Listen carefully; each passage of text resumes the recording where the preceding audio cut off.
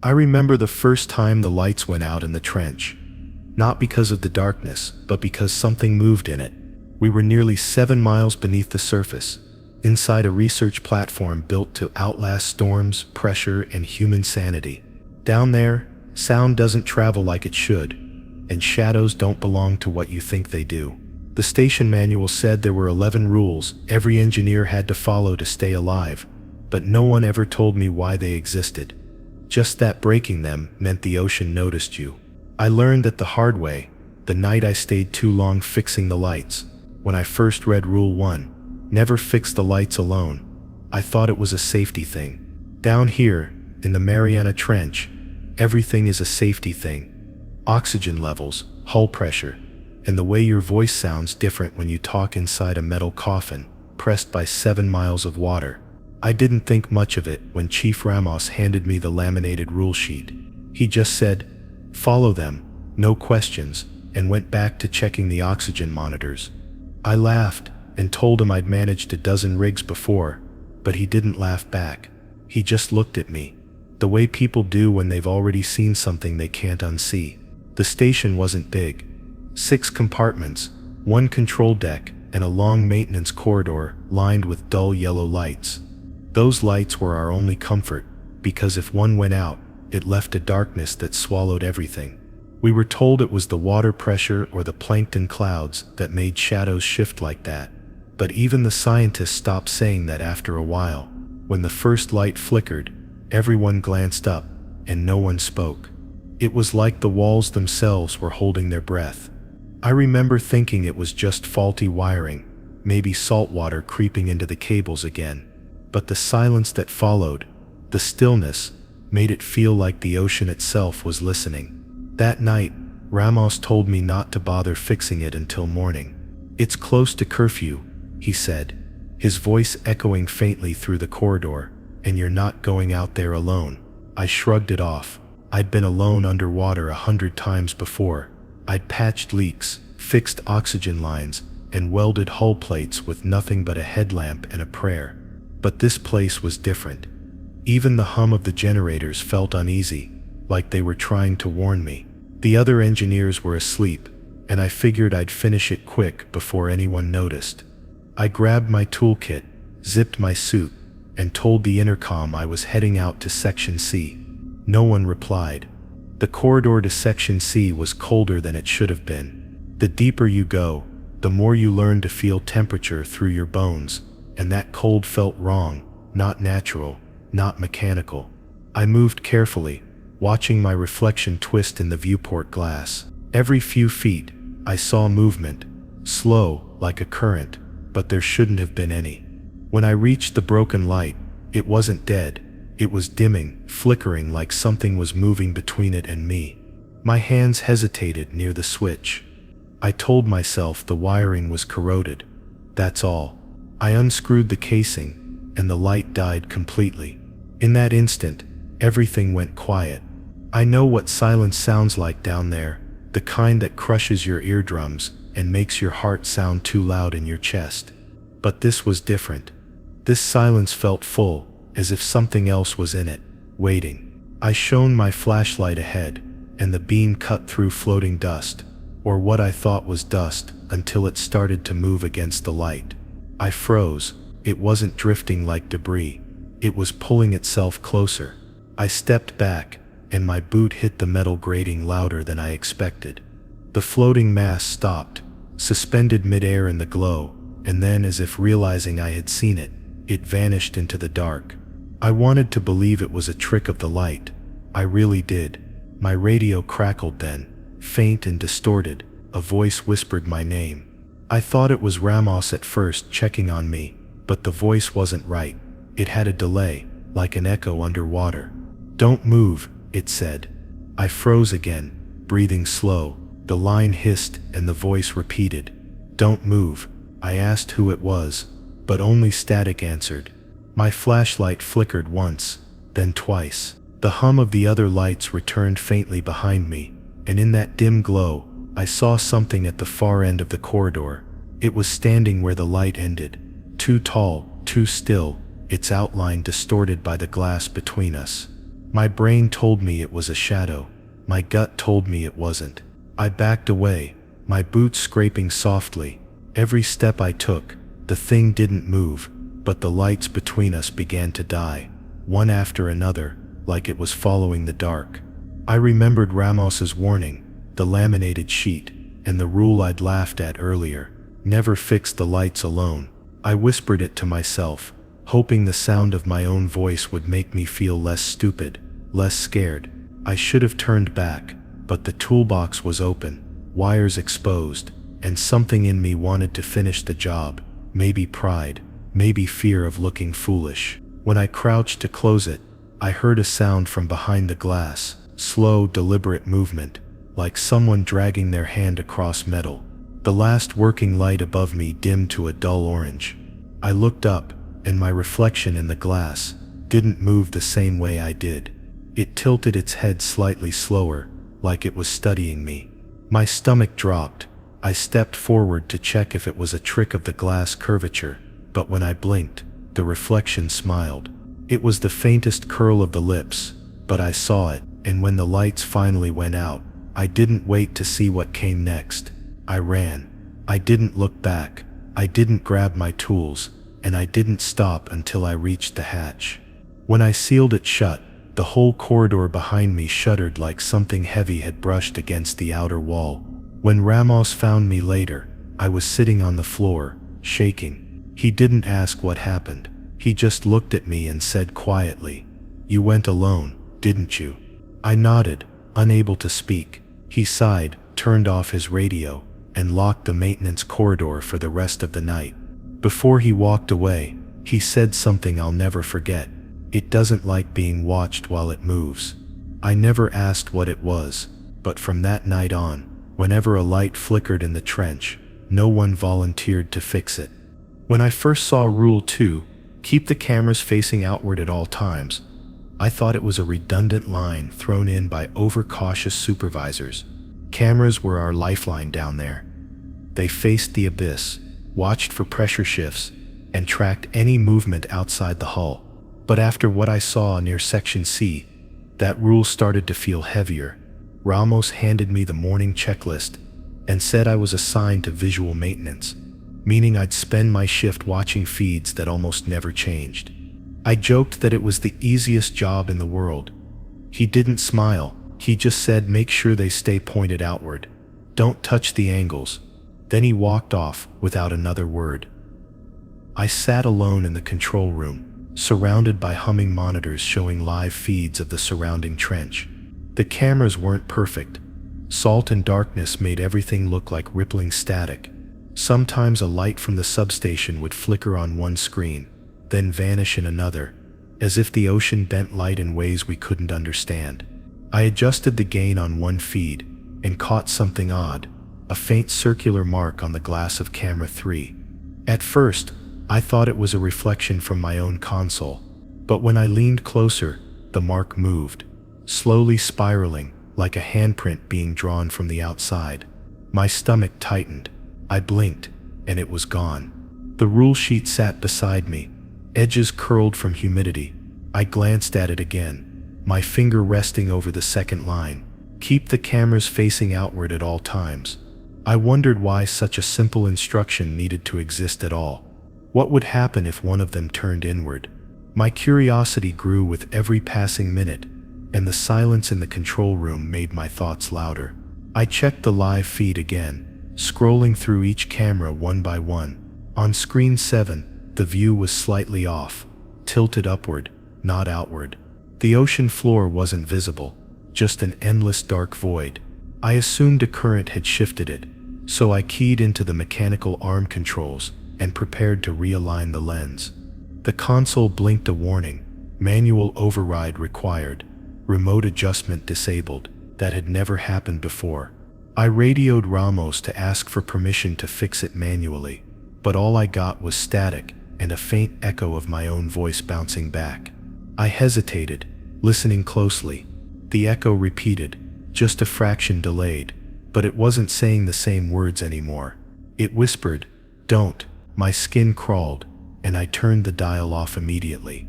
For a long minute, I sat frozen, staring at the blank calm light.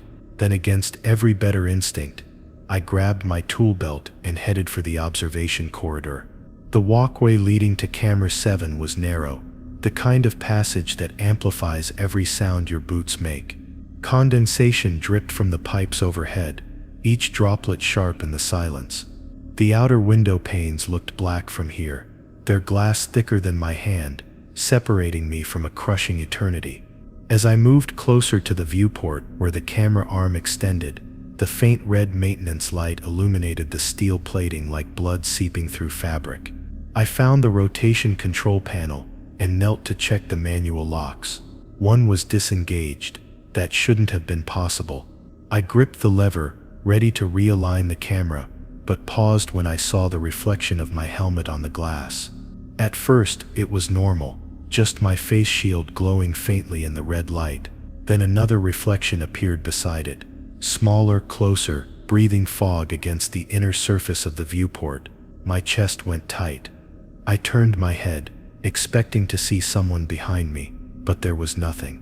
When I looked back, the second reflection was gone. My pulse hammered in my ears. I forced myself to finish the adjustment, locking the lever back into place. The external camera feed flickered once on my wrist display, now aligned perfectly outward again. Satisfied, I stepped back and took one last look through the glass. Something vast and pale moved just beyond the cone of light. It was slow, deliberate, like a curtain being drawn through the water. The light shimmered along a shape that was too big to identify, maybe a section of the station's structure, maybe something alive. The visibility dropped, as if the water had thickened, and I backed away until my shoulder hit the wall. I kept watching, hypnotized by the faint glow that pulsed in rhythm with my heartbeat. Then all at once, the glow vanished, and the reflection of my own face returned. Only this time, it was smiling. I stumbled back and hit the intercom switch. Control to Ramos, visual distortion in corridor B, possible reflection issue, static answered. Then the monitors in the control room flickered through the open doorway. For a second, every camera feed turned inward. I saw corridors, empty bunks, and one feed showing the back of my own helmet. I hadn't moved the cameras. They had shifted on their own. I rushed to the panel and re-enabled the outward rotation command, but the system resisted, mechanical servos whining in protest. The screens trembled, switching between outward and inward views, until one froze completely, showing something pressed against the glass of camera 3. It was a face, but not human. The features were blurred by pressure, skin stretched thin over bone-like shapes, eyes wide and reflective like a deep-sea creature's. It stayed there for maybe 2 seconds before the feed cut to black. Every alarm light in the room turned red. My ears filled with a low hum that vibrated through the metal floor. Then, without warning, all cameras realigned outward again, as if nothing had happened. I stood there breathing hard, my hands trembling over the console. The log read, "Manual correction, operator unknown." Ramos arrived a few minutes later, his face pale, sweat shining despite the cold. "You didn't touch the camera alignment, did you?" he asked. I wanted to tell him the truth, but the look in his eyes stopped me. He already knew. "They turn on their own sometimes," he said quietly. "That's why the rule exists. Don't ever let them face us." He shut down the console and ordered me to rest, but I couldn't. Even in my bunk, the after-image of that distorted face clung to the back of my eyelids. The next morning, when I returned to duty, Camera 7's lens had a fresh handprint on the inside. I didn't think much of Rule 3. Never answer the voices that sound like your crew, until the night the current shifted.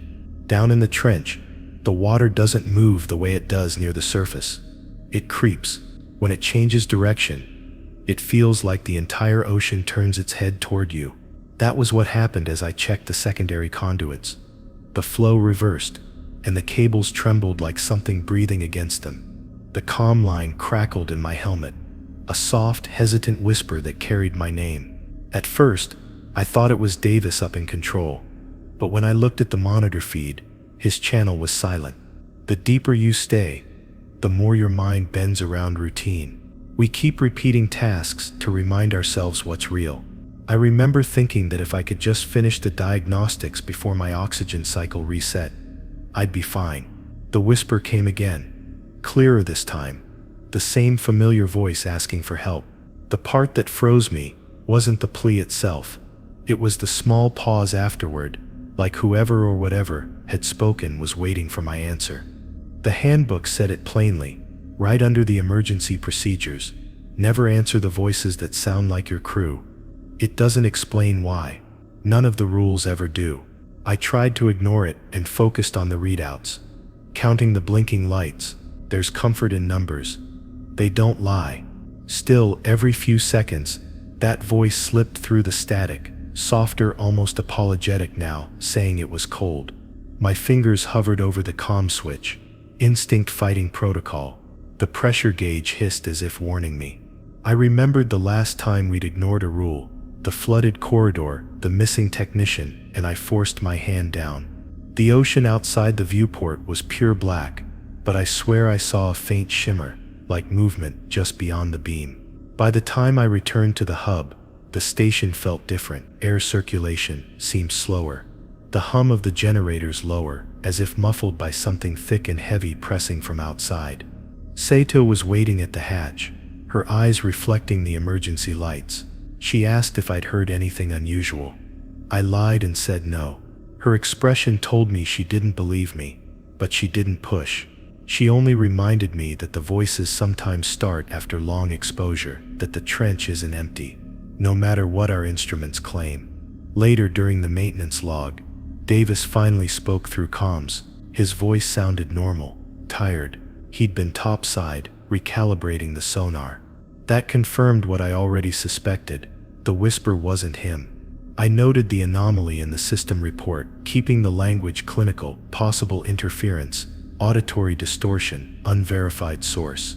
It was easier to think of it that way, as data, yet I couldn't shake the feeling that something had learned to imitate us, copying every hesitation, every familiar tone, and waiting for the right moment to see who would answer back. When the next shift began, we ran a full internal comms test. Every channel checked out.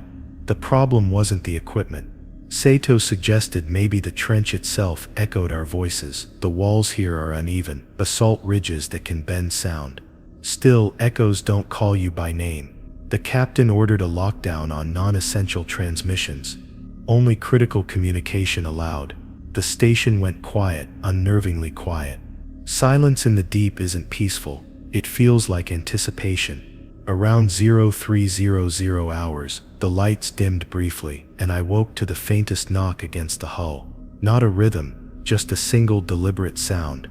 I watched the pressure monitors spike and level again. When I checked the internal cameras, the outer maintenance pod showed motion, something pale drifting near the viewport. The feed glitched, then cleared, showing nothing. A second later, my personal headset buzzed, and a voice mine asked if everything was all right. Hearing your own tone coming from outside yourself does something strange to your mind. I muted the line and sat still, counting breaths until the static died. The next morning, Davis said he'd dreamed of someone tapping on his suit from the inside. He laughed it off, but his hands trembled while he poured coffee. Sato refused to sleep in her cabin anymore. She stayed near the central lights, sketching diagrams on scraps of paper. When I glanced over her shoulder, I realized she was drawing faces, ours, but slightly wrong, as if she couldn't remember where the eyes belonged. We ran another systems check that afternoon. No errors, no leaks, yet the station's acoustic sensors kept recording faint human frequency sounds from the outer modules. The captain told us to mark them as phantom readings and ignore them. But ignoring doesn't stop you from hearing. That evening, as I replaced a fuse in the observation bay, the speakers hummed to life. My own voice whispered, "Don't leave me here." Every instinct screamed to answer, to tell it I was still alive, that it wasn't real, but I held my breath and waited. The sound repeated once, softer, then faded into the mechanical hum. When the system log printed the timestamp, I noticed it matched the exact moment Davis had been outside checking the antenna. I confronted him later. He swore he hadn't transmitted anything. We compared recordings. The pitch was identical to his, but the phrasing, the rhythm, it was like something practicing how to be human. By day 6, the voices came at random intervals, sometimes faint laughter across the vents, sometimes a whisper threaded through the static of the monitors. We tried blasting white noise through the comm lines to drown them out, but the more we blocked them, the clearer they became, as if adapting. The captain finally admitted what none of us wanted to say. Maybe the rules weren't precautions, they were warnings from whoever came before. That night, during the maintenance rotation, the main corridor lights flickered again, and I saw a silhouette through the glass helmeted, moving slowly, as though outside the hull. But all of our suits were accounted for. I turned away, gripping the railing until the shadow passed. When I checked the comms panel, the indicator for external channel 3 blinked red, incoming call. The display showed my name. I didn't answer. I wanted to, but the rule pulsed in my mind like a heartbeat. Never answer the voices that sound like your crew. I turned off the receiver, cut the power to the external microphones, and sat there in the dim emergency glow. For a moment, everything was still. Then a faint, muffled sound echoed through the steel. 3 slow, careful strikes against the hull, followed by a whisper that came not through speakers, but through the metal itself. I couldn't make out the words, only the rhythm, like breath drawn through water. I stared at the console, waiting for the lights to stabilize, and when they did, I saw one final message flashing on the monitor, written in the system log under my ID: "Open the door." That was the first time I truly understood why the rule existed. We're not alone down here, and whatever listens in the trench doesn't just mimic our voices, it learns what we're afraid of. I didn't sleep after that message flashed. None of us did. The captain said it was a glitch, but his voice carried that tight, brittle calm people use when they're lying to themselves. Still, he reminded us of Rule 4, never open any door unless you see who's knocking. It's written halfway down the laminated card above the emergency hatch. The text faded from condensation. I used to think it was a redundancy rule, safety protocol for depressurization, but after last night, I began to understand that every warning in this place hides a story someone never got to finish telling. When I went to check the pressure seals in the corridor, I noticed the condensation trails on the inner glass. They weren't random patterns. They were outlines of fingers, as if someone had pressed their hand from the other side. The problem was, that section wasn't exposed to open water. It led to an airlock we hadn't used in months. I called Davis over, but when he arrived, the marks were gone, replaced by a thin frost that blurred the reflection. He said I was probably seeing my own breath. I wanted to believe him. But deep down, we both knew the trench air never gets that cold. Later, Sato found something strange in the system archives. Each time someone reported hearing whispers or seeing movement near a hatch, the station logged a corresponding micro-pressure shift, as if an exterior door had sealed or unsealed itself for just a moment. But none of those doors showed manual activity. It was like the station was breathing. The captain ordered us to isolate the affected corridors, seal them off, and add new redundancies to the locks. "No one opens a door unless they see who's knocking," he repeated. But how do you see in a place that swallows light whole? That evening the power dimmed again. Emergency lights flickered crimson across the narrow hallways, casting everything in soft, pulsing waves. I was assigned to monitor the outer cameras. Half of them were static, white noise and distortion, but the few that worked showed drifting silt and the occasional flicker of motion. It could have been debris, or it could have been something else. I kept the monitor feed running, pretending I didn't see shapes that shouldn't have been there. Somewhere above the hum of machinery, a faint rhythmic knocking echoed through the structure. It came from the west corridor, 3 slow taps, then silence. Davis leaned toward the sound and muttered, "That's from outside, right?" Nobody answered. The captain ordered everyone to stay put, then looked at me. "Lock down the access." I nodded, but the sound came again, this time closer, sharper, like metal flexing under pressure. My console beeped, showing a door access request, airlock 7B, manual override pending. I checked the camera feed for 7B. The screen flickered, cleared, then showed a figure standing just beyond the inner glass. It wore a standard issue suit, ours, but the faceplate was obscured by condensation and sediment. I leaned closer, trying to make out the name tag, but the image glitched. The figure raised a hand and knocked twice more. Then through the calm static, a voice whispered, "It's me, let me in." The tone was familiar, calm, low, but wrong, like someone replaying a recording slightly off pitch. Davis looked at me, whispering, "That's the captain's voice." But the captain was standing right behind him. For a few seconds, no one moved. The knocking continued, deliberate and patient. My instincts screamed to seal the airlock completely, but part of me wanted to open it, to prove it was a malfunction, a trick of pressure or sound. Then I remembered the rule card above the hatch. Never open any door, unless you see who's knocking. We had seen technically, but seeing isn't the same as recognizing. I looked back at the monitor. The figure's helmet slowly turned toward the camera, as if aware of me watching. "Cut the power to that section," the captain ordered. Davis hesitated, then flipped the switch. The feed went black, but even with the video dead, we still heard it, the muffled clang of metal on metal, echoing through the frame of the station. After that, the sound stopped. No alarms, no pressure warnings, nothing. The silence was worse than the noise. When we restored power to 7B the next morning, the airlock interior was bone dry. No sign of forced entry, but the floor was covered in fine, pale residue, like crushed coral dust. The log showed no record of the door opening. Sato ran an analysis on the residue. It didn't match any known material from the trench floor. She said it was closer to something biological, but she couldn't identify it. Davis joked that maybe we'd just been visited by the trench ghost. Nobody laughed. We spent the next few hours tightening every hatch seal, double-checking each manual crank. Every time I turned a bolt, I could feel the vibration of the water pressing against the hull, a constant living heartbeat. Around 1700 hours, Sato noticed that some of the internal cameras had shifted slightly in their mounts, as if something had brushed against them from the outside. She tried to realign them, but when she did, one camera feed flashed for half a second. I saw a shape there, something long, thin, and sinuous gliding past the window, leaving trails of phosphorescence behind.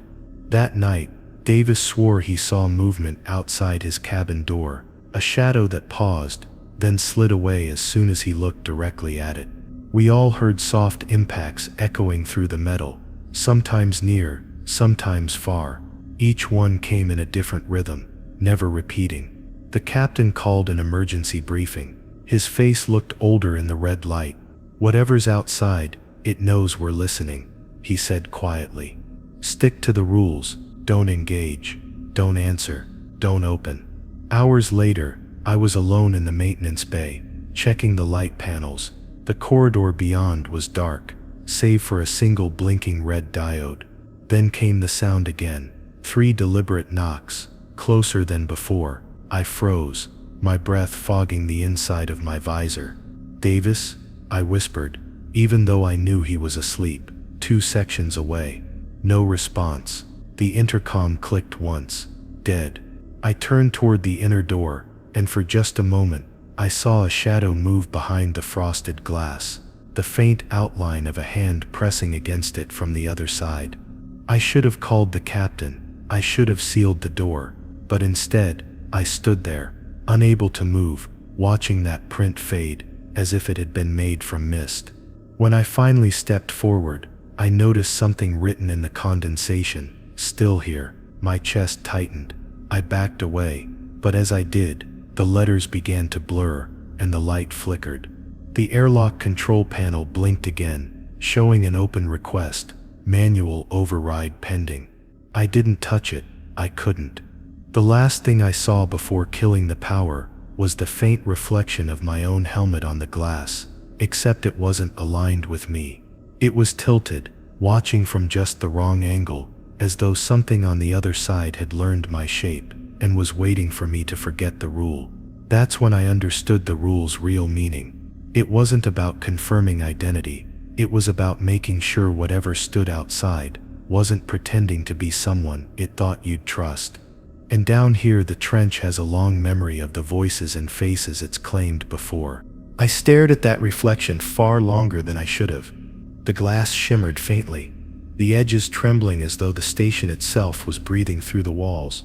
I told myself it was an optical illusion, a trick of fatigue and low oxygen, but deep down I already knew better.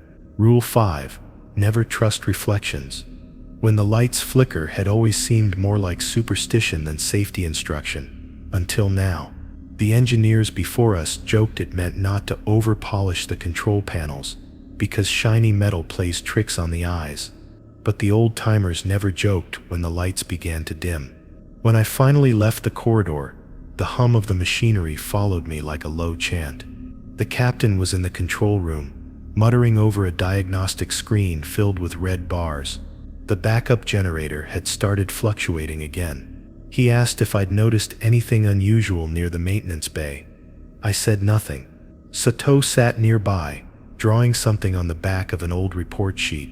It took me a moment to realize she was sketching reflections, mirrored corridors, double images of rooms bending in ways that didn't exist. "They don't match anymore," she whispered. "The reflections, they're late." I tried to laugh it off, but the tension in the air was thick, like the weight of water pressing through invisible cracks. Davis was stationed near the central viewport, staring at his own reflection in the reinforced glass.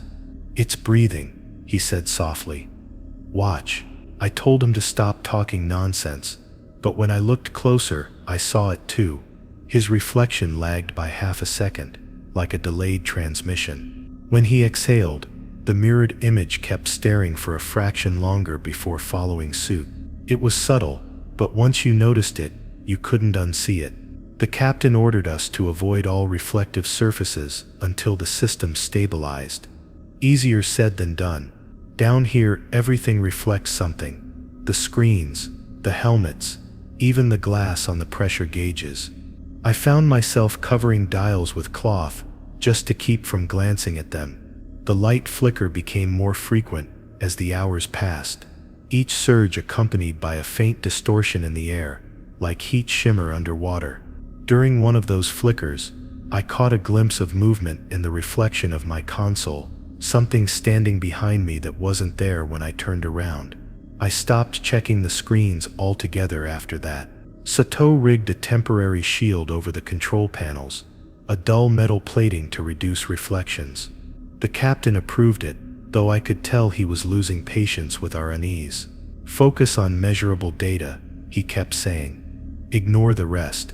But data can't explain why our reflections seem more confident than we are. They hold our gaze longer, move smoother, almost curious. Around 0300, the power fluctuated again, plunging the corridor into near darkness. Emergency lighting cast long red bands along the walls, and for a few seconds everything looked inverted, the light source behind me, but the shadows facing the wrong direction. I walked toward the nearest junction, and that's when I noticed the reflection in the observation window. It wasn't me. It looked like me, yes, but its movements were wrong, slower, more deliberate. When I lifted my hand, it mirrored me perfectly, until I stopped. Then it kept moving. I froze, heart hammering. The air felt heavier, pressing against my chest. I took a slow step back, but the reflection leaned forward, close enough that its face was just a breath away from the glass. The lights flickered again, and in that half second of darkness, it smiled. When the light returned, it was gone. I stood there staring into nothing but my own pale reflection, wondering if I'd finally snapped. When I told Sato, she didn't look surprised. She only nodded and said she'd seen hers too, standing behind her when she bent over the sink, smiling when she wasn't. Davis overheard and muttered that he'd caught his reflection walking away before he did. None of us knew what it meant, but we all avoided mirrors after that. The captain tried to sound rational, saying it was fatigue and carbon imbalance in the recycled air. But he too, started keeping the control room lights at maximum brightness, as if daring the shadows to misbehave. 2 nights later, the main floodlights in Sector D failed completely. I was sent to replace the conduits, though I protested. "Stay in line of sight," the captain said. "And if the lights flicker, look at the floor." I remembered the rule, the one etched in the maintenance binder by hand: never trust reflections when the lights flicker. It wasn't advice, it was survival. Inside Sector D, everything felt stretched, distorted. My flashlight beam cut through the murky air, scattering faint particles like dust motes underwater. The control panels had a thin sheen of moisture, turning every surface into a mirror. I tried not to look, but peripheral vision betrays you. I saw flashes of movement, shoulders turning, heads tilting, always just outside the light. My mind told me it was my own motion, but my body didn't believe it. When I reached the far conduit, the lights dimmed again. The reflection in the polished steel ahead of me rippled faintly. I crouched to check the fuse casing, keeping my gaze low, but curiosity always wins. I looked up just as the light pulsed again. My reflection stood exactly where I did, but its expression had changed. Eyes slightly wider, mouth just a bit too still. Then the power flickered fully off, plunging everything into darkness. I held my breath, waiting. When the lights returned a few seconds later, the reflection was gone. I turned, scanning the corridor. Nothing. I exhaled shakily and bent to finish the wiring. That's when I noticed the wet footprints behind me, bare footprints, spaced wider than my stride, leading away toward the sealed door at the end of the hall. I didn't follow them. Instead, I sealed the panel and hurried back, refusing to look at any surface that could show me something I didn't want to see. Back in the main hub, Sato had covered every reflective surface with cloth and duct tape. Even the coffee pot was wrapped. "They only move when the lights drop," she whispered. "I think they're watching for timing."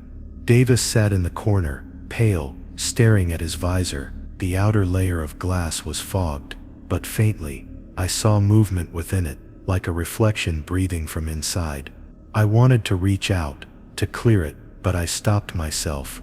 We spent the rest of the shift under emergency red light, the kind that made every reflection look faintly alive. Nobody spoke much. I couldn't stop thinking about the timing, how the flickers always preceded the appearance, how reflections lingered just a little too long before sinking again.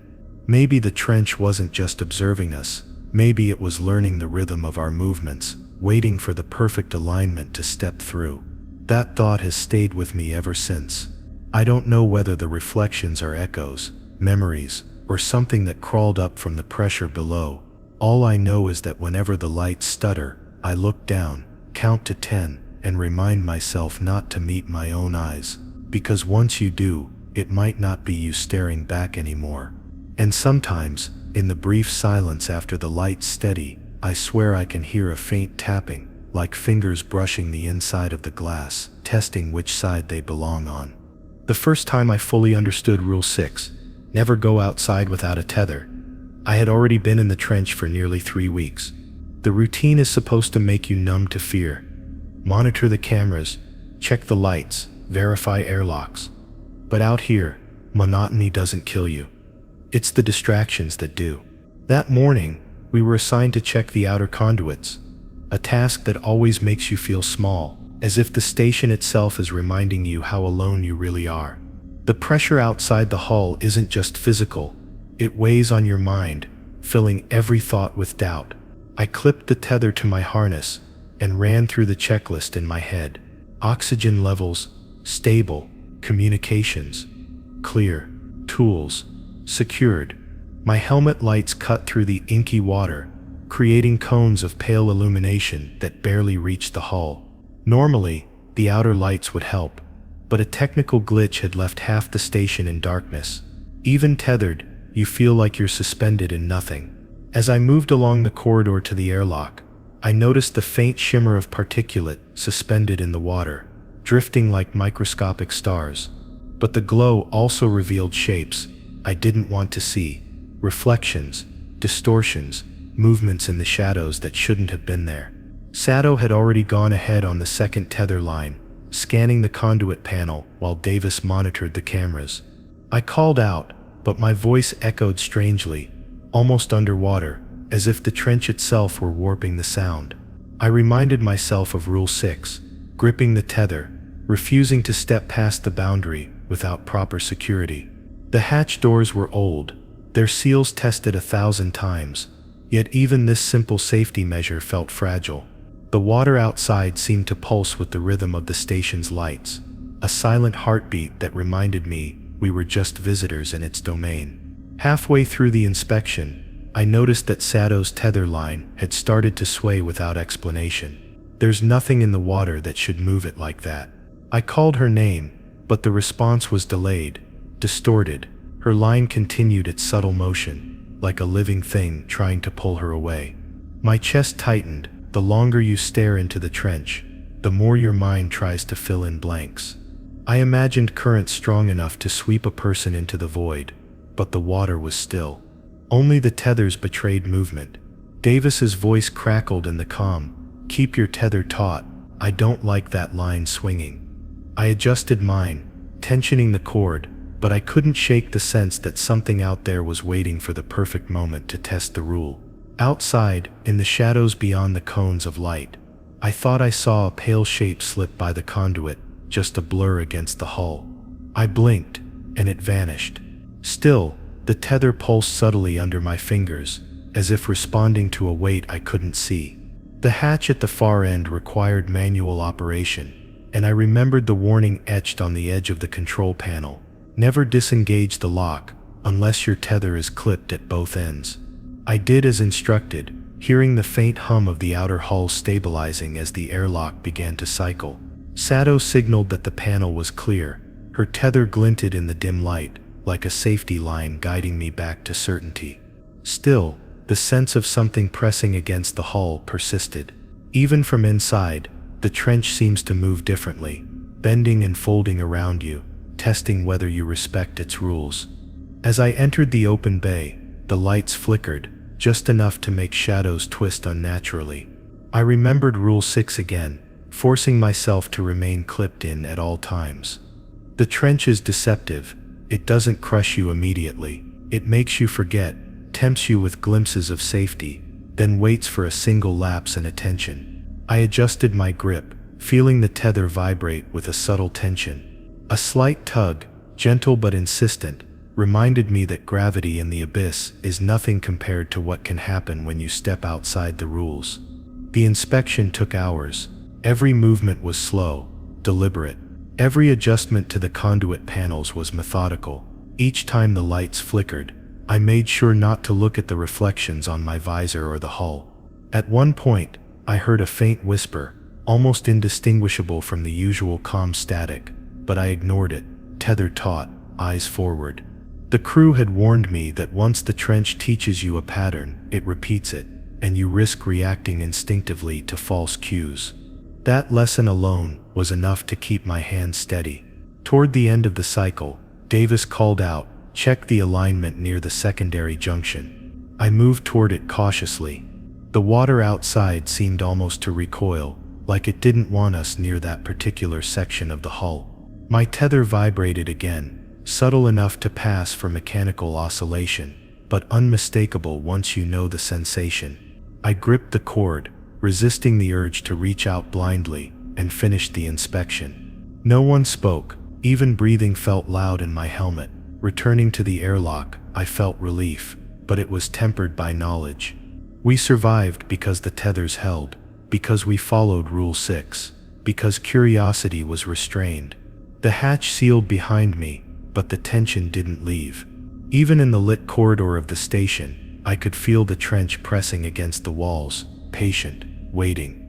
The rule was simple, but simple rules are the ones people break first.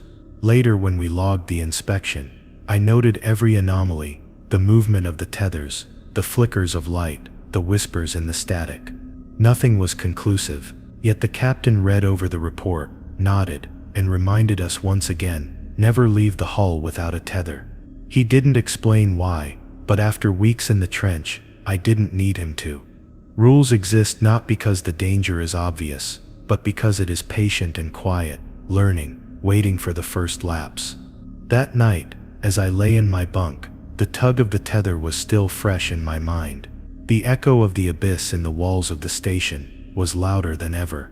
I could hear faint creaks from sections of the hull I knew were empty. Every shadow in the corridor seemed to stretch just a fraction longer than the light allowed. The tether, clipped and coiled, rested beside me, a reminder that the simplest precautions are the ones that keep you alive. And I knew that Rule 6 wasn't about just surviving the water pressure or the mechanical risks of the station. It was about respecting the unknown, the slow-moving intelligence that watches from the dark, waiting for even the smallest lapse. One slip, one unclipped tether, one glance toward a shadow that isn't quite yours, and it could reach for you in ways the lights and hull could never stop. I had learned to measure fear in degrees Celsius. It sounds absurd, but in the trench, every shift in temperature is a signal, a language the station speaks if you know how to listen. That morning, I checked the airlocks, noticed a subtle chill that wasn't accounted for in the climate logs. Rule 7, never ignore the temperature drops in the hull, had always seemed like a simple environmental warning, something to prevent frost or condensation, but now I realized it was far more insidious. Cold doesn't just make you uncomfortable here, it unsettles the senses, slows reaction times, makes hesitation deadly. Seto was in the observation bay, her fingers tracing the outlines of the viewport, noting thermal readings across the hull. "It's subtle," she said, voice low, almost imperceptible, "but it's moving." I glanced at the monitor. The readings showed an even gradient of cold creeping along the walls toward our section. Not enough to trigger alarms, not enough to register on the main logs, but my gut told me something was riding the cold, using it as a signal, or worse, as a guide. Davis joined, his breath visible inside his helmet, though the cabin temperature hadn't changed. "The station's lying to us," he muttered. "Or the trench is." As we moved through the corridor, the chill grew, spreading faster than any internal system fluctuation could explain. I hugged the tether along the railing, trying not to focus on the subtle frost forming along the edges of the panels. The lights overhead flickered faintly, shadows stretching and compressing like they were alive.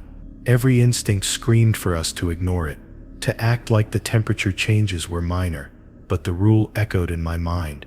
You don't ignore patterns in this place. Patterns are warnings. We reached the secondary junction, where the airlock controls were housed. Seto's readings were spiking, though the main console still indicated normal temperature. "It's not the system," she said, shaking her head.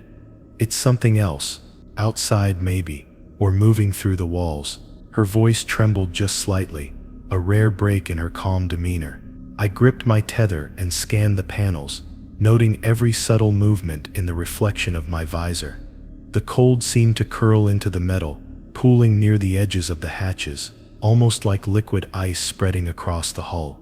I remembered the logs from previous crews, notes that were never public, tucked between mundane maintenance reports. All of them mentioned unexplained cold pockets, isolated sections of the station where air readings would drop unpredictably. Engineers dismissed them as anomalies. Survivors left comments like "trust the rules" or "don't ignore the chill." I had laughed the first time I read them, but now the chill gnawed at my gloves and fingertips. I realized the rule was about more than physical comfort. It was about noticing the trench's subtle manipulations before they became unavoidable. By midday, we were tracking temperature changes with handheld sensors, each step careful and deliberate. The cold pulses weren't linear. They moved in bursts, skipping across panels, then pooling in corners where no equipment could explain them. I noticed my breath misting in strange swirls, forming shapes that didn't match my exhalations. Shadows seemed to condense with the frost. Something outside or inside was watching, testing how the chill affected us, how long it took before we broke rhythm or glanced at reflections we shouldn't. Seto whispered that the pattern reminded her of fluid dynamics, but on a scale that made no sense, something alive, she suggested, or pretending to be. I didn't argue. By then, even Davis wasn't joking. Every inch of exposed metal felt like it was absorbing the chill and feeding it back, amplifying it, sending our minds the subtle suggestion that the station was larger than it seemed, and we were small, insignificant, and exposed. I reminded myself, never ignore the temperature drops in the hull, though even saying the words aloud didn't erase the sensation of something brushing against the skin of the station. We decided to seal off the colder sections temporarily, pumping warm air through alternate ducts and monitoring for spikes. Each step was slow, deliberate, and careful. I felt the cold crawling up my arms, despite the insulated suit. The station lights dimmed once, then came back online in full brightness, but the chill lingered. It wasn't just temperature, it was intent. It was awareness, it was testing boundaries. I thought about the first week, about every rule we'd learned, every step we'd taken carefully, tethered, avoiding reflections. The trench has memory, it has patience. By evening, the chill had settled along the lower corridors, forming pockets near the airlocks. We mapped them and found nothing abnormal in the data logs. Still, I could hear it, soft, almost imperceptible vibrations in the hull, like the station itself shivering. I could feel my pulse in the metal, in rhythm with the cold. The rule was clear, ignore it at your peril. Every shift in temperature is a whisper of presence, and this trench is old and cunning. We can't afford to misread its language. During my final inspection that night, I approached the airlock at the far end of the station. The chill was thickest here, curling along the rails, pressing against my gloves and visor. I noticed the frost-forming patterns I didn't recognize. Linear, deliberate, almost written. My helmet light caught a reflection along the metal wall, and for a split second, I thought I saw a shape moving within it. My first instinct was to turn and investigate, but Rule 7 reminded me to stay vigilant, to observe without engagement. I forced myself to step back, letting the tether hold my position, documenting the anomaly. Hours passed, the cold shifted and pulsed with subtle intent, almost like it had a rhythm we couldn't understand. Seto and Davis monitored the data in silence. We worked methodically, cataloging, noting, comparing readings to expected levels. By the end of my shift, the cold had receded slightly, retreating as though it had tested our compliance. The trench had noticed we'd respected the rule. That night, as I lay in the bunk, the memory of the frost lingered, and I understood the unspoken truth. The abyss is patient. It observes the smallest slips, and temperature is just another way it tests you. No alarms went off, no external pressure warnings. Nothing that could be measured officially happened. Yet we all knew differently. The chill was proof. It was subtle, almost invisible, but its presence meant that the trench had marked us. The moment we let curiosity overcome caution, it would act. Never ignore the temperature drops in the hull. That simple admonition had saved us again. Even now, I can feel it. The quiet seep of cold along the corridors, reminding me that the trench isn't passive. It's deliberate, waiting for the first slip of attention, the first glance at a shadow, the first uncoupled tether, the first ignored chill. And if we forget to follow the rules, it will make us remember in ways that no sensor can measure. After weeks in the trench, I began to understand the subtle language of the station. Every creak of metal, every flicker of light, every chill in the corridor told a story, but nothing was as dangerous as Rule 8. Never disable the internal alarms for convenience. At first glance, it seemed mundane. Alarms are noisy, annoying, often false. But here, even a single disabled warning can become a blind spot, a weakness the trench, or whatever watches us, can exploit. I learned that lesson on a day that seemed normal, with sunlight just a faint memory in my mind, far above the abyss. It started during routine maintenance checks in the lower levels. The alarms in Sector F had been misfiring for days, buzzing intermittently even though systems were stable. Davis, frustrated and sleep-deprived, suggested muting them temporarily while he recalibrated the sensors. "It's harmless," he said. "We'll just disable the nuisance for an hour." I hesitated, remembering Rule 8, but the cold logic of convenience tempted me. Sato shook her head. "Don't, You don't know what could happen if you do, she warned. I felt the tension rising before anything actually occurred, a premonition, subtle but impossible to ignore. We followed protocol and left the alarms active, but a momentary lapse in attention reminded me why the rule existed. During a routine visual inspection of the pressure conduits, I noticed a flicker in the light pattern above the auxiliary hatch. It was brief, almost imperceptible, but enough to catch the corner of my eye. My heart skipped. If the alarms had been off, we would have missed it entirely. My pulse raced as I signaled Sato. She looked at the monitors, confirming the anomaly, a small but sudden pressure fluctuation in the outer hull. The alarms had sounded, alerting us in time to react. I followed the secondary access corridor toward the airlock, tether taut, flashlight illuminating the condensation on the steel walls. The alarm sound, though intrusive, became a guide, anchoring my senses to the present. Without it, the corridor might have seemed endless, a featureless tunnel stretching into blackness, with the trench pressing against the hull in silence. Each pulse of the warning reminded us that we weren't alone, that this station existed in a living environment that could sense lapses and hesitation. Sato traced the anomaly, her gloves brushing the control panels. The sensors indicated no significant external threat, no mechanical failure, yet the alarm continued its brief cadence. She murmured that sometimes the station interprets its own environment in unpredictable ways. Subtle signals we cannot measure with conventional data. Maybe it's the trench, she said quietly, almost to herself. Maybe it knows we'd turn off the alarms if given a reason. I shivered at the thought, realizing the rule wasn't just about machines. It was about perception, attention, and survival in an environment that always has the upper hand. Later, Davis admitted he had been tempted to disable a different alarm, one in Sector G, when he thought it was a false reading. He said he could feel a pull in his chest, a cold warning he tried to ignore. That tug was the station reminding us that nothing here is insignificant. Even the smallest oversight can become a doorway. He swore to himself he wouldn't do it again, and I nodded, knowing full well that temptation is constant in the trench. Fatigue, monotony, and isolation make every rule seem arbitrary until the consequences remind you why it exists. By evening, the power flickered across multiple sectors. Each time the lights stuttered, the alarms sang their sharp warning. I moved through the corridors with careful steps, flashlight and tether guiding my way. Shadows stretched unnaturally with each flicker, and for a moment, I thought I saw shapes drifting beyond the reinforced glass, moving in the rhythm of the alarms.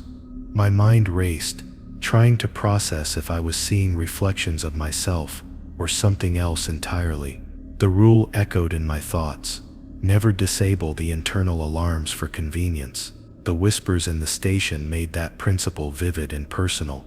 We worked quietly, each of us hyper-aware of the alert tones, tracing readings along the hull, checking conduits, verifying oxygen cycles.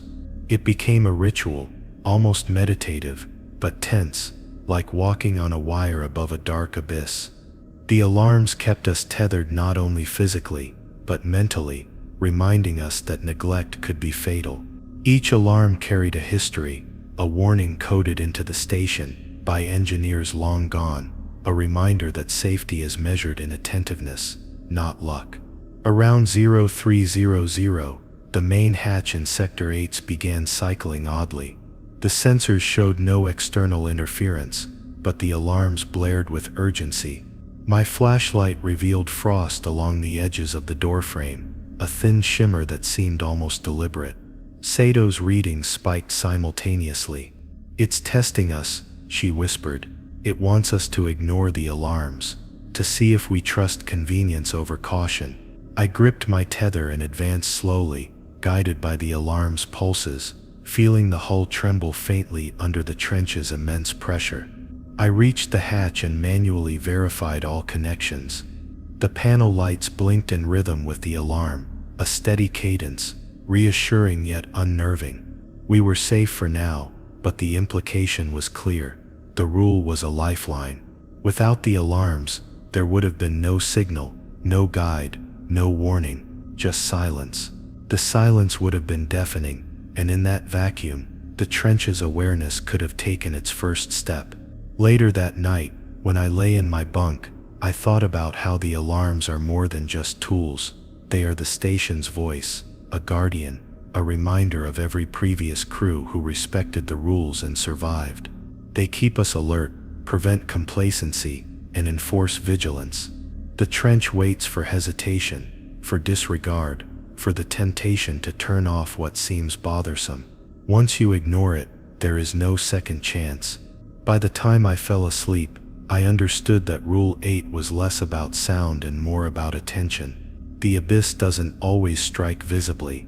It doesn't announce itself through machinery. It waits, subtle and patient, using silence and oversight to test its prey. And the moment you choose convenience over caution, you give it permission to move unseen, unnoticed, unchallenged. I can still hear the faint echoes of the alarms in my memory, like a heartbeat beneath the hum of the station. They remind me that survival here isn't about strength or skill, it's about obedience, attention and respect for every rule written, no matter how minor it seems. Because in the trench, rules are not arbitrary. They are survival instructions from a place that doesn't forgive mistakes. By the time the temperature stabilized and the alarms hummed in predictable cadence, I had begun noticing anomalies in the station that didn't exist on any manifest. At first, I dismissed them. Odd shadows in empty corridors, extra doorways reflected faintly in polished steel, but they became impossible to ignore. Rule 9. Never enter a room that isn't on the manifest had always seemed like bureaucratic caution. Some spaces are restricted for maintenance or dangerous experiments, but in the Mariana Trench, nothing is as it seems, and the unmapped spaces are rarely benign. It started with a small door along the north passage of the maintenance sector. I had walked past it dozens of times, never noticing it, yet today it was there. A panel flush with the hull, no label, no log entry.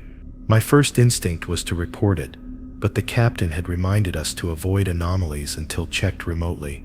My fingers itched to push it open, curiosity clawing, but the rule echoed in my mind. The trench rewards curiosity with consequences we cannot predict. I gripped my tether, feeling the steel rails under my gloves, and stepped away. Sato noticed it too, her sensors flickering, as if something about the space disturbed the station's normal functions. "I swear this door wasn't here before," she whispered, tracing the edges with a gloved hand. I told her to stay back, emphasizing the rule. Yet she lingered, curiosity clear in her posture. Davis joined us, skeptical as ever, and laughed nervously. "Maybe it's a storage compartment we missed." But his voice faltered when the lights around the panel dimmed for a fraction of a second, casting the corridor into shadow. The shadows didn't move like normal ones. They flickered unnaturally, like liquid. We monitored it for hours, keeping the camera feed trained on the door. Nothing emerged. No pressure fluctuation, no external currents, no thermal shift. Yet something about the space felt alive. I could feel it through the hull vibrations, a subtle pulse that echoed the rhythm of the trench outside. Our sensors could detect nothing, but our instincts screamed in warning. The rule was clear: never enter a room that isn't on the manifest. Every fiber of training and intuition told me to obey. Later, the captain called an emergency briefing. The logs of the station showed no anomalies, yet every crew member had felt the presence of the door. He reminded us in his quiet, tense voice that unmapped spaces are dangerous for a reason. They are either unfinished, unstable, or worse, occupied by things we cannot quantify.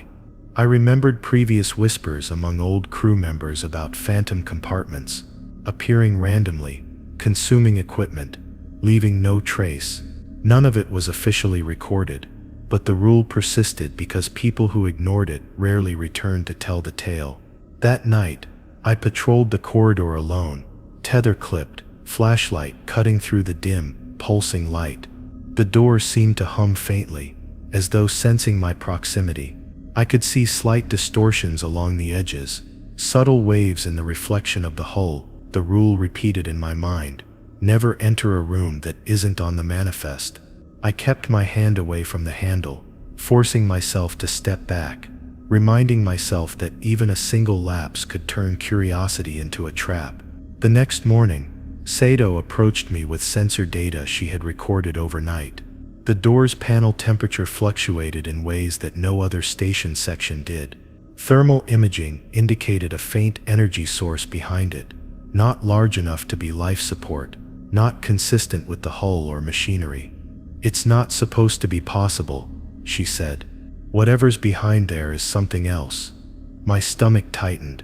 This is why the rule exists. The trench is patient, observing, and it leaves traps in the form of curiosity. Throughout the day, we observed movement through the narrow viewing slots of nearby hatches. Shadows appeared, sometimes lingering, sometimes disappearing, as if aware of our gaze. Each time I thought about approaching the door, the tether reminded me that I was not free-floating in space, but anchored to the station, and by extension, to life itself. Rule 9 became a mantra. Do not engage, do not enter, do not ingore the boundaries set for survival. As evening fell, Davis could no longer resist. "We need to know what's in there," he muttered. Stepping closer, I grabbed his arm, reminding him, "Never enter a room that isn't on the manifest." His hesitation was brief, but enough to delay action. Sato pulled up the monitors, reinforcing the urgency. "We cannot predict what is contained in unmapped sections, and the station itself cannot always protect us from our mistakes." The shadows flickered again, responding to the tension in the corridor. By midnight, the crew had positioned themselves to monitor the door continuously. Nothing emerged, but the vibrations in the hull grew more pronounced, subtle thumps and pulses like slow heartbeat echoes. The trench beyond seemed to press closer against the station walls, compressing the space around us, testing compliance. I felt the rule as a physical weight. It was not arbitrary, it was protection. To ignore it is to invite the unknown into your consciousness and body simultaneously. At 0300, the power flickered in the lower sectors. The door remained closed, but the shadows extended beyond the panels, slithering across the floor, interacting with the reflection of the control consoles. I counted each pulse of vibration in the hull, each flicker of movement, each beat of my heart, reminding myself that Rule 9 is more than a guideline. It is survival encoded in experience, instinct, and history. By dawn, the anomaly had not acted overtly, but its presence was undeniable. Every sensor we used returned normal readings, yet the corridor felt alive, conscious, and patient. The rule remained simple in wording, but profound in implication. Never enter a room that isn't on the manifest, because some boundaries exist for a reason that humans cannot rationalize. The trench is older than our comprehension, and the station itself obeys rules written to respect its presence. I left the patrol that morning, tether firmly clipped, flashlight dimmed but steady. The door remained sealed, a silent sentinel in the hull, unlisted, unmapped, unknowable.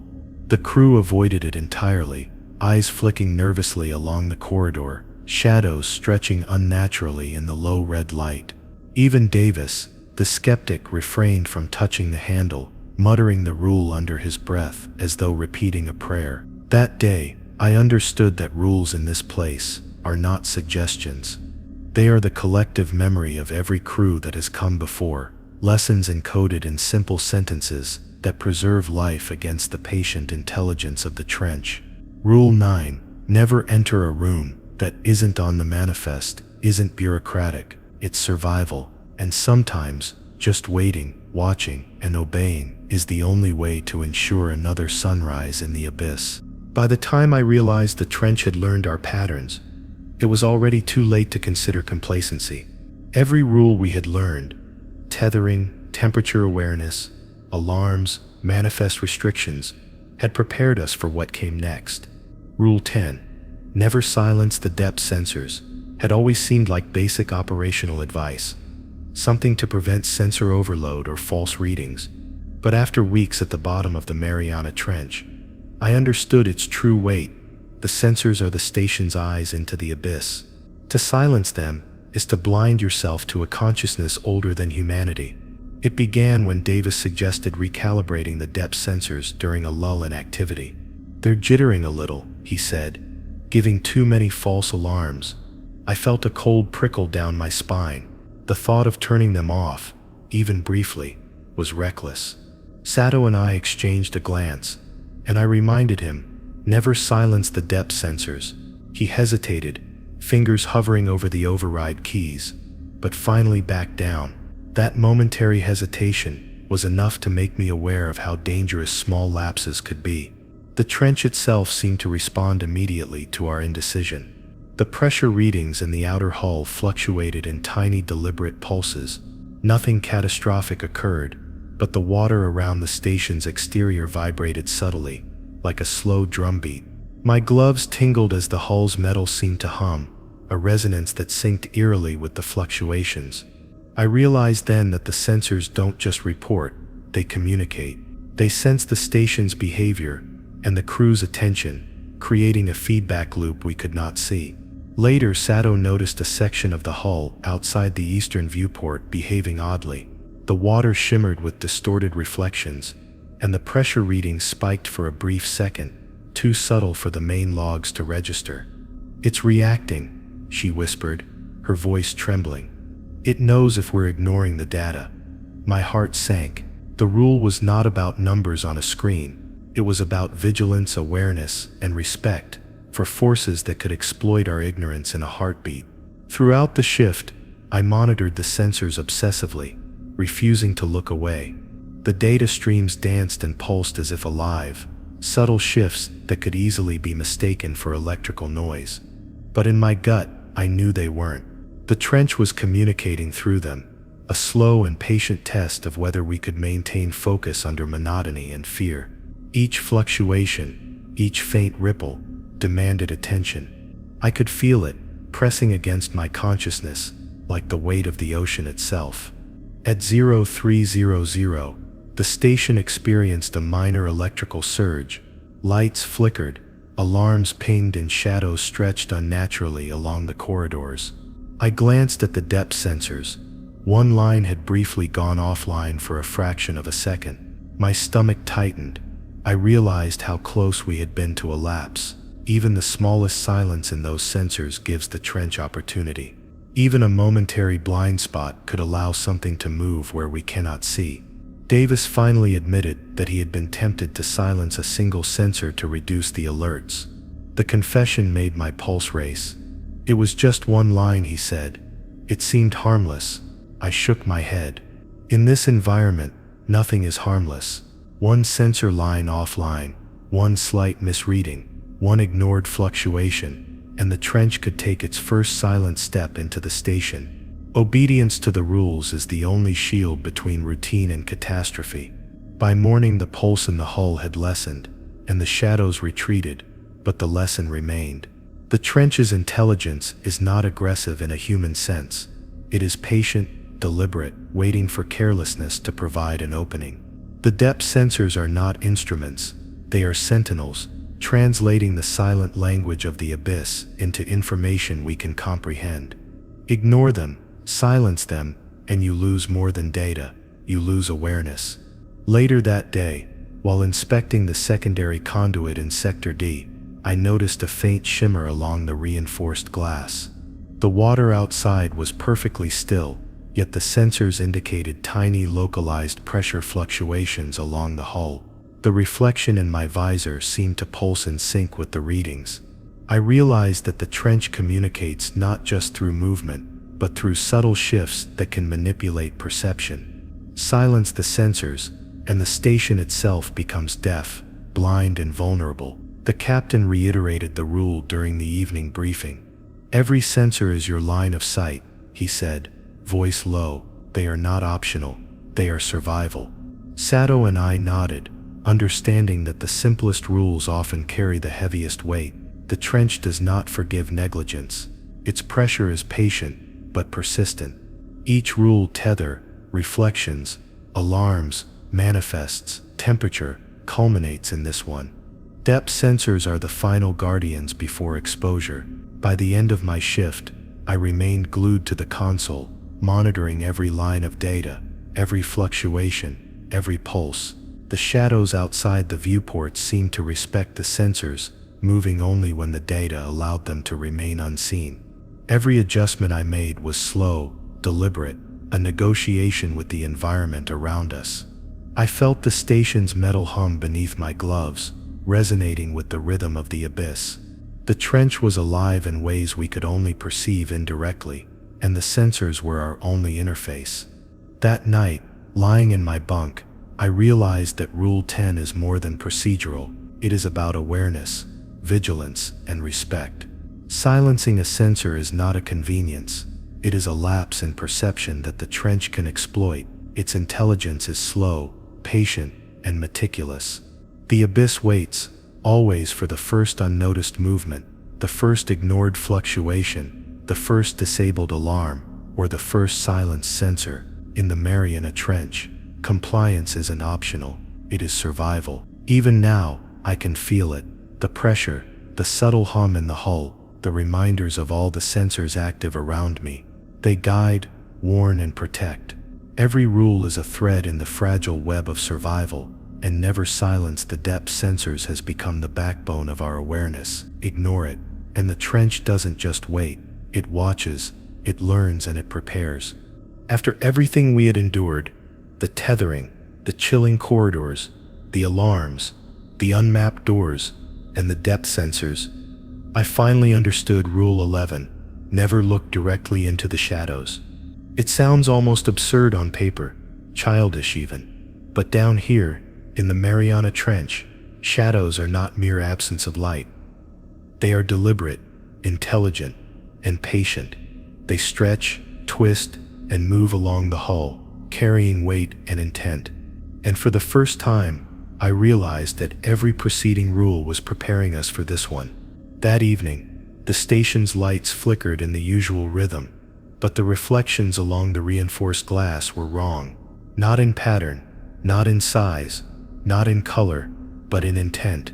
Shapes lingered where nothing existed on the manifest, shadows pooling in corners that should have remained empty. My pulse quickened. I forced my gaze downward, reminding myself that we do not look directly. Sato whispered, almost in a chant, "Don't. Just don't." But curiosity pressed against my instincts, like the slow, heavy pressure of the water outside. We moved through the corridor toward the observation bay, tethered and cautious, but every step revealed more anomalies. Shadows that should have conformed to our lights, twisted along the walls, creeping along the edges of panels, pooling near doors, elongating, as if they were alive. I remembered the first time I saw them, an innocent glance at a reflection that shouldn't have been there, and how quickly the chill spread through my chest. The trench, I realized, does not kill with immediate violence. It waits for attention, for engagement, for defiance. The captain's voice came over the calm but firm. "Keep your eyes forward. Stay clipped. Don't look into the shadows." It was the first time I had heard him sound genuinely tense. I understood why. Each shadow moved as if aware of where we were looking, adjusting its form, anticipating our curiosity. A flicker in the corner of my vision nearly drew me into direct confrontation, but I forced my eyes back to the tether and the floor. The shadows recoiled slightly when unobserved, then resumed their deliberate creep when we looked elsewhere.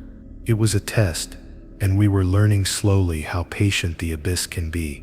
Hours passed, and the anomalies persisted. Every reflection, every flicker of light, every darkened corner seemed purposeful. I could feel the station's vibrations amplify in response to the shadow's movements. Sato monitored the external hull and whispered about pressure spikes along panels near these shadows. It wasn't the trench directly, it was the interaction of the trench with the station, a subtle manipulation that altered reality within our walls. Rule 11 was the culmination of every other lesson. If we glanced, if we allowed curiosity to break our discipline, we invited something we could not comprehend into our proximity. At 0300, Davis almost broke. His head turned toward a swirling reflection in the airlock viewport. I grabbed his shoulder, reminding him with sharp urgency, never look directly into the shadows. He froze, eyes wide, the color draining from his face.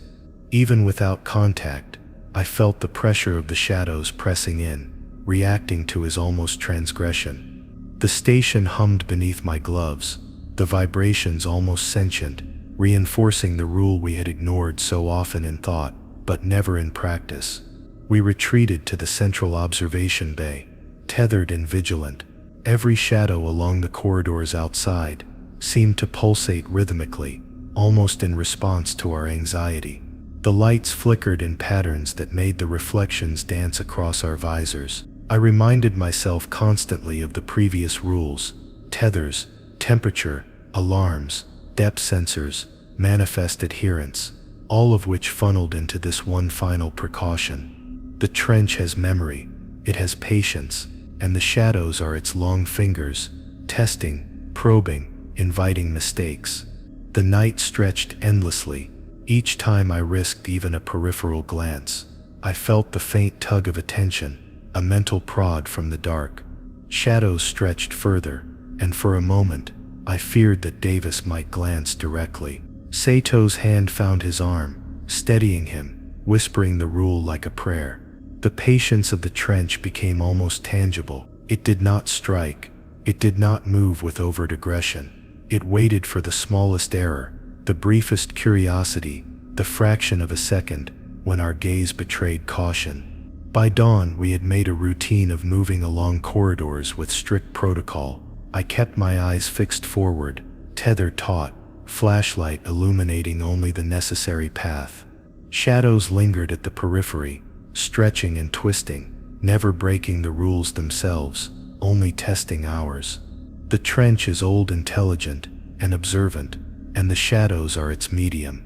I realized why every previous rule existed, to prepare us for this final restraint, where awareness must override instinct. Late that morning, as I documented the anomalies in the log, the shadows began to shift in synchronized patterns across multiple sectors. The station's hum intensified, and my own heartbeat seemed to echo it. The abyss had learned the crew's patterns, the station's responses, the subtle weaknesses in attention, and yet we survived because we obeyed.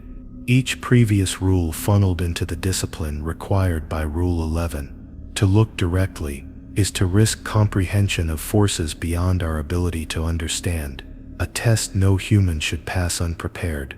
By evening, the shadows had receded slightly, though their presence remained undeniable.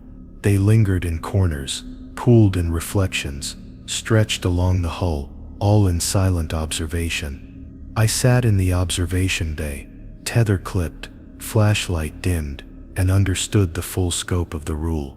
Never look directly into the shadows is the rule that preserves life when the station and the trench itself conspire. It is simple in wording, complex in consequence, and absolute in necessity. And now, lying in my bunk, I can feel their presence even in the quiet. Every subtle movement of light, every flicker, every reflection is a reminder that compliance keeps the abyss at bay. The shadows wait for curiosity, they wait for mistakes. And I know that tomorrow, the station will continue its vigilant pulse, the trench will continue its patient observation, and the shadows will stretch and test anyone who forgets. No one speaks of what lies beyond that limit. The station hums, the hull vibrates, the trench watches, and the shadows persist. And as I drift toward sleep, tether secure, flashlight at hand, I realize with chilling certainty, the shadows never forgive. They never forget. They only wait patient for the next slip, the next glance, the next defiance. If you enjoyed this story, like, share, and subscribe for more.